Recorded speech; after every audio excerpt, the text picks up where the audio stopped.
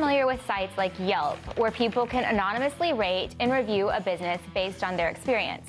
Well, now a new tool has launched with the same concept, but for Capitol Hill staffers to rate members of Congress, based on workplace environments.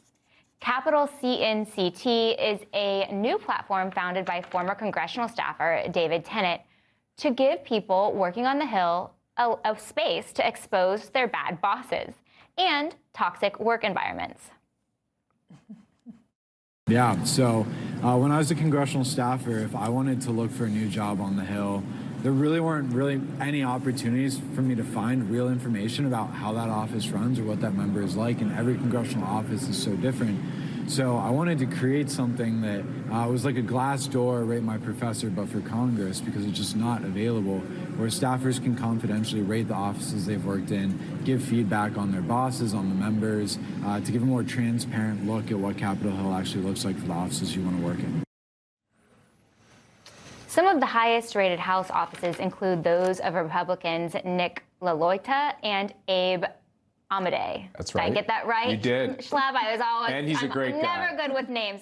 The lowest rated offices in the House and Senate are all held by Democrats like Senators Chris Van Hollen and Michael Bennet. I could tell you Michael Bennet, Tim, because he was never very friendly when I would go up with my recorder as a press member of the press in the Senate. Yeah, he's kind of standoffish. Amy Klobuchar when she yelled at my daughter. I was going to say, I'm amazed that she's not on the list. Yeah, that's like she the nightmare stories. Is maybe because she's running for governor. Or it just defies rankings. Like, it's just so there's not like, you know. But look, there was a lot of Republicans who were mean. I don't know why we're picking on women. So Kay Bailey Hutchinson was mean. Elizabeth Dole was mean. How big of a deal is this site? Is this a good idea? I know CPAC rates members of Congress. We should rate them on their politeness. I never thought about that. Yeah, but you do more like how effective are they? I think that, yeah, we rate their votes. I think this is a little bit, I mean, is it anonymous, right? So like people can settle scores It here. reminds me of the whole rate your professor. Yeah.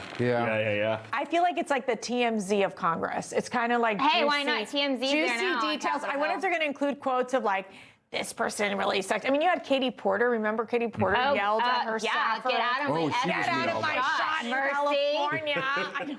I think this is going to be of probably little to no value to staffers who actually want to adjudicate, like, should I go work in this office? But it's going to be very valuable for us, for members and for reporters. Yeah. I have the worst congressional story from my time when I was there. Won't mention his name because he's dead, but he yelled at his press secretary, who he made pick up his dry cleaning because the hangers were in his shirts in the wrong direction. Oh my gosh, you've got to be kidding me. Okay, Jason, you're a professor. Do people rate you? What do you think of this? I think I'm not a fan of anything that's anonymous. Yeah. If it's something, I'll put my name behind it. I'll be like, yo, I don't like Matt Schlapp when he yells at me. I think he's a jerk when he does that. But you know, I will not hide behind a keyboard and do it anonymously. I believe in face-to-face. Yeah. I still love Matt Schlapp even if he yells at me. I still love Matt Schlapp. I love Jason, except when he says crazy things. I like anonymously criticizing. If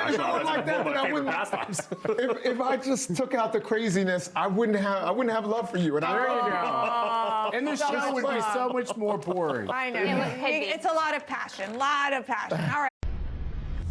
Information. Truth is freedom. Is Newsmax. It's real news for real people.